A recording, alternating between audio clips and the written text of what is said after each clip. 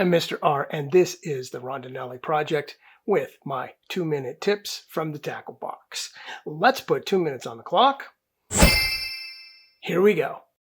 These are some of the artificial baits I use when I'm fishing for bluegills, perch, or crappies. They come in a multitude of shapes and sizes. The question is, which one should you use? Well, this is my all-time favorite. It is the 1.5-inch tube bait.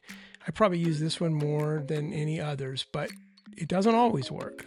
So you have to be ready to change your bait.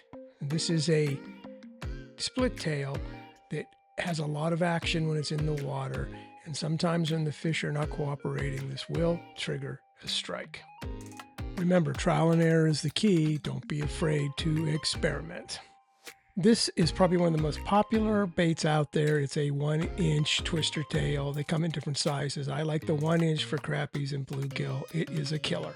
This is a marabou tail. Comes in all kinds of colors, but what's important about this is the tail. It has a pulsating movement in the water. It can be a finesse bait.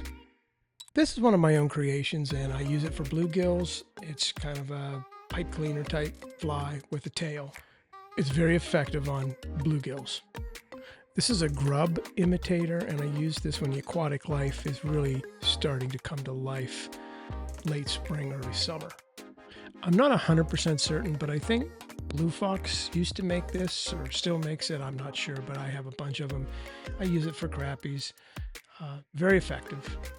This is called a cricket hopper, and I've had it ever since I've been a kid, and it works on bigger crappies, and I suppose bass would hit it too, but it's a lure for panfish. Don't be afraid to experiment. These are some of the artificials I use. What do you use? Drop me a comment if you're willing to share. Till next time, I'm Mr. R. Maybe I'll see you on the water. This is the Rondinelli Project, and we gone.